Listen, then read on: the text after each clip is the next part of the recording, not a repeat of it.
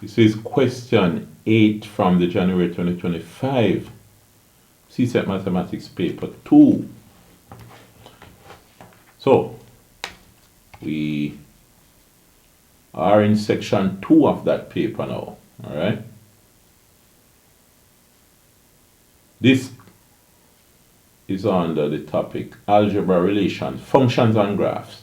So, question 8a.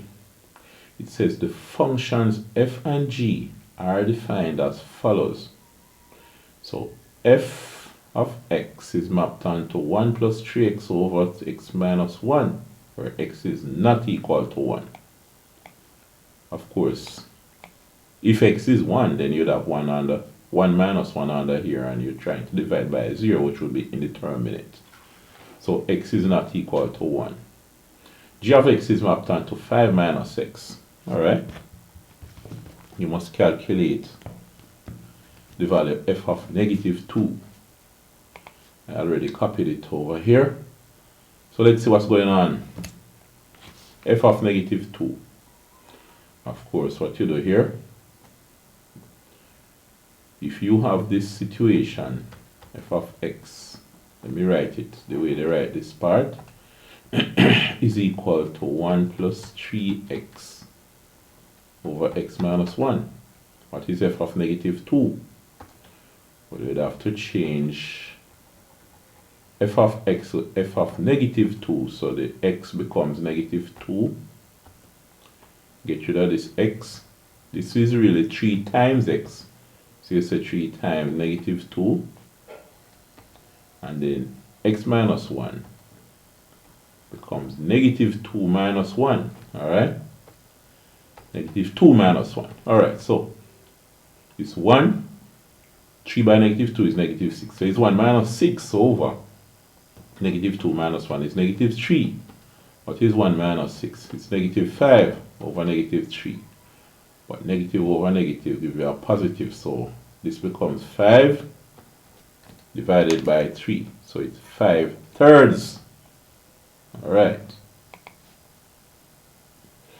Now determine a simplified expression for fg of x. Let's copy this and paste it over here. You want a simplified expression for fg of x. So here now, let me rewrite these things.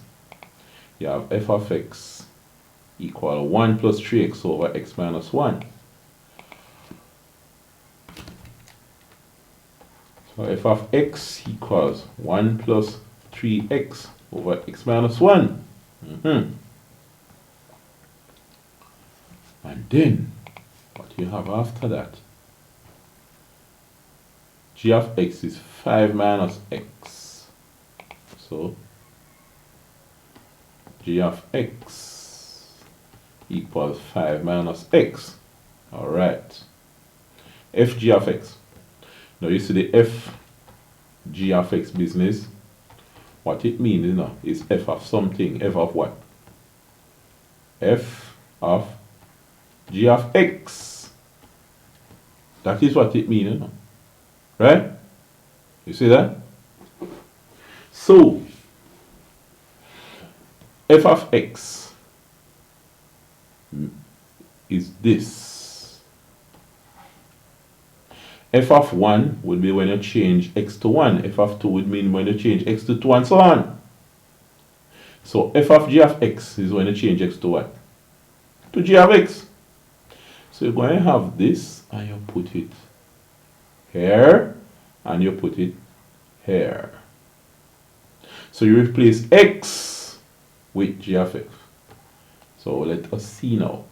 F of g of x. It's just that they don't normally have the second bracket, but you have f of g of x is 1 plus 3. You're going to have x first before you change anything, x minus 1. But guess what now? This is f of x. But you want f of g of x. So you're going to get rid of the x here, erase it, and put g of x That will be f of g of x, you know. And this is f of g of x. But what happened now? This g of x is 5 minus x. So what you have there is open bracket 5 minus x. See that? And this 5 minus x. Alright? So, see how that goes. So here now, what do you have happen? 1 plus 3, 5, 15 minus 3x. When you open the bracket, over. So now, you have 5 minus x. Alright. 5 minus x. Minus 1. So you see what happened here. Fg of x equals 15 on 1, 16 minus 3x over 5 minus 1 is 4. 4 minus x. And by the way, I didn't remember to tell you, but whether I remember to tell you or not, make sure that you try these questions before you watch me do them. You must practice. Practice, practice, practice. As if you don't practice, when exam time come, as we say in Jamaica, dog yam your supper. You must practice. If you fail to prepare, then you must prepare to fail. Right? Make sure you try these questions.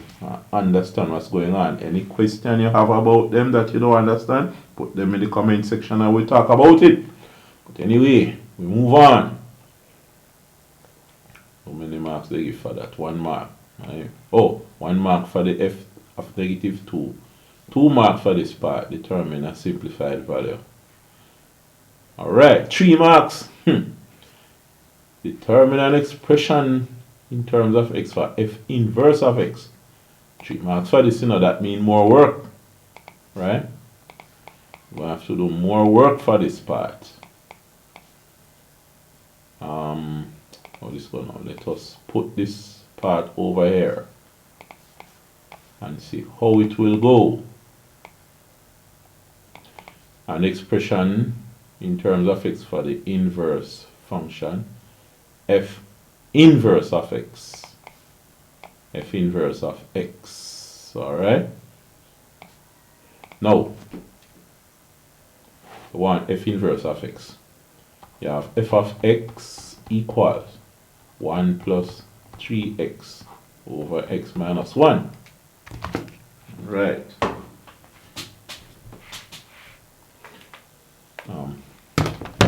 Sometimes I have to pause and try to get rid of these mosquitoes with my zapper. Right. Alright. Mosquitoes plentiful in this place. But anyway, alright, so remember when you're finding the inverse function, right? You have certain steps that you take. Step 1. You change f of x to y.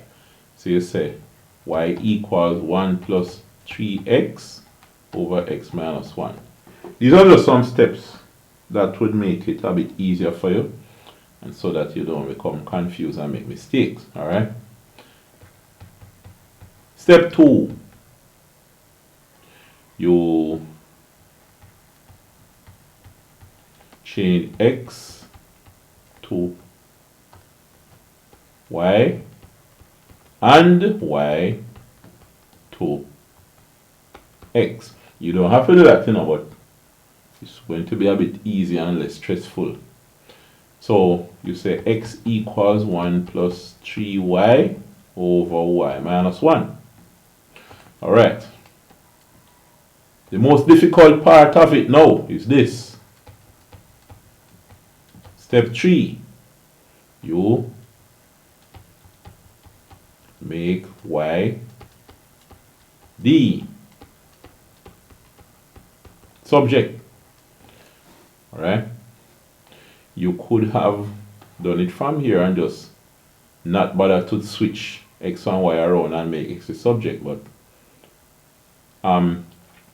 you'll be more familiar from previous work with transposing to make y the subject and have y equal, alright, instead of making x the subject. Alright, you make y the subject. Remember, you know, here you have two y's, but when you finish, you must have y equals something, whatever it is, and there must be no more y's. You're going to have only one y. Alright? Now, of course, how that's going to work? Yeah, you're going to end up with two y's, and then you factorize something to get one y. Y would be the common factor. But we'll see how it works. We'll see what happens later on. So, if you have x equals 1 plus 3y over y minus 1. This is x over 1. So let's write both of them as fraction. If you multiply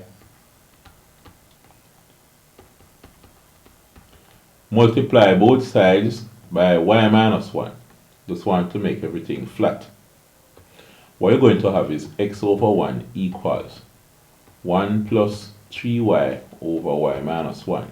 You multiply by y minus 1, you must multiply both sides by y minus 1, alright? Well, guess what happened now? Y minus 1 cancel y minus 1.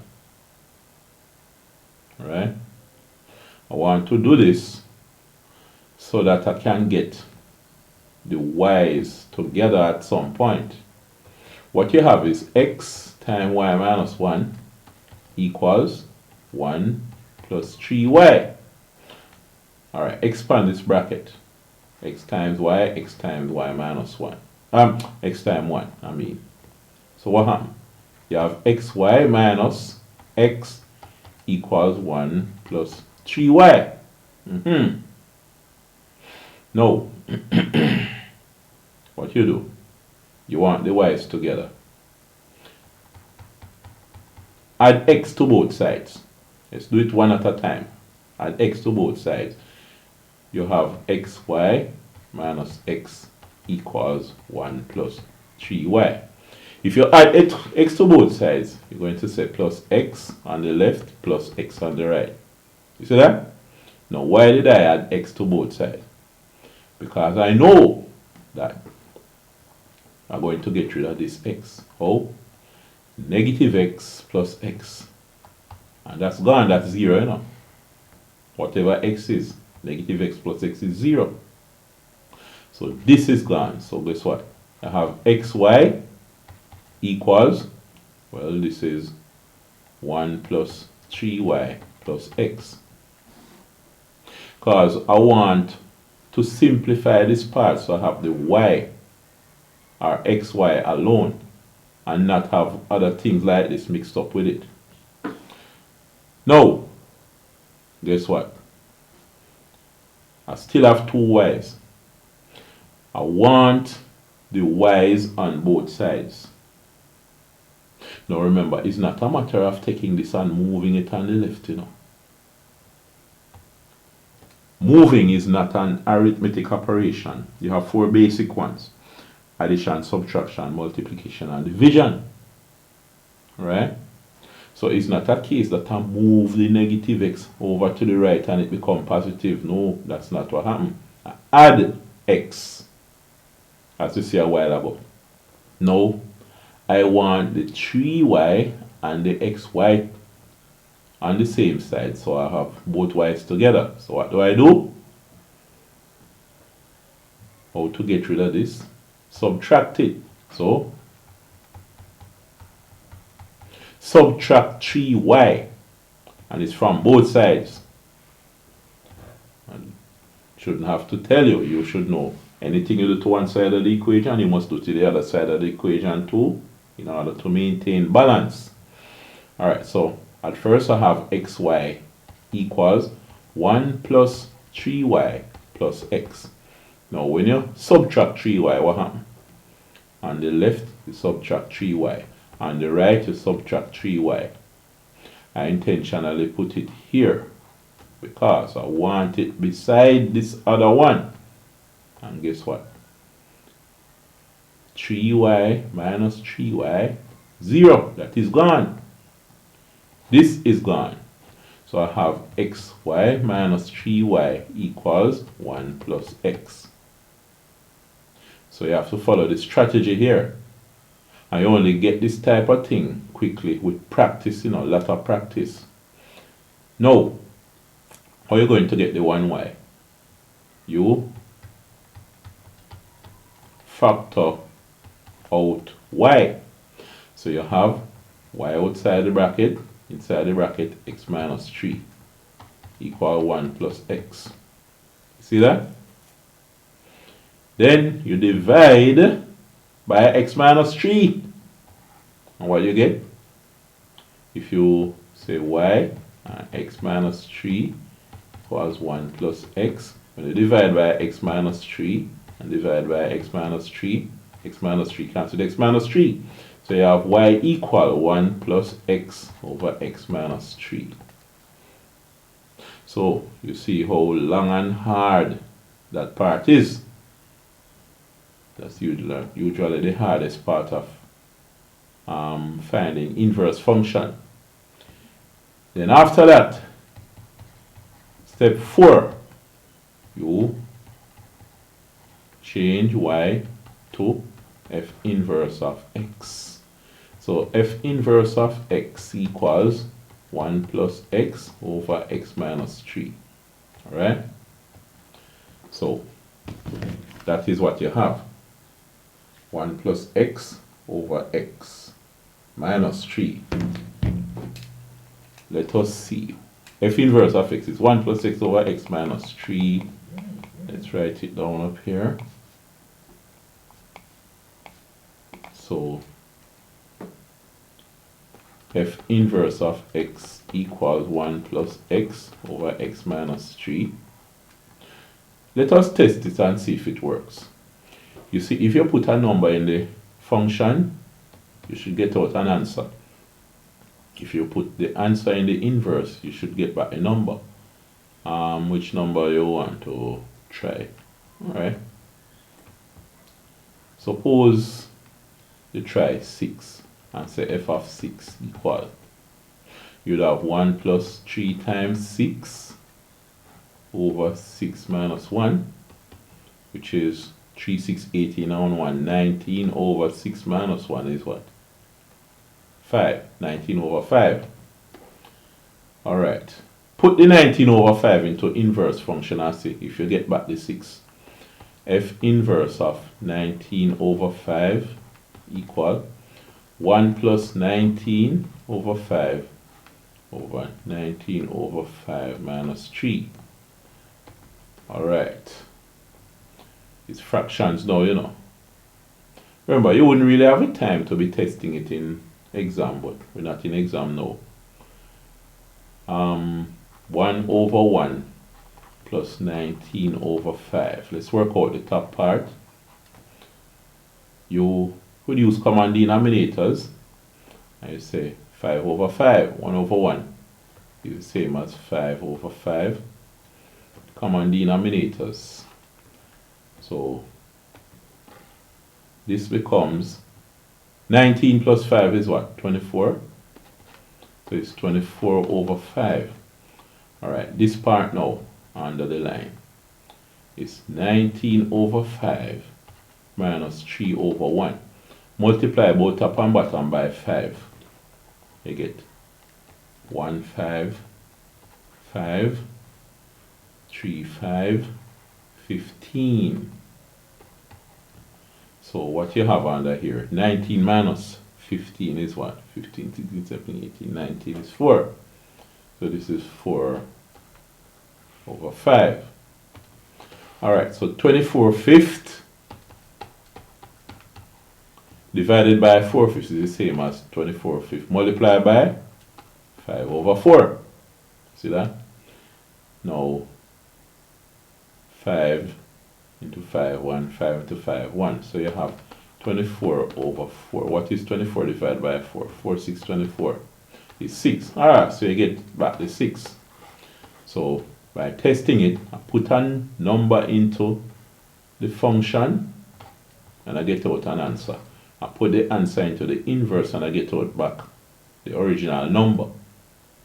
So that shows that it is correct. That is really the inverse. Alright.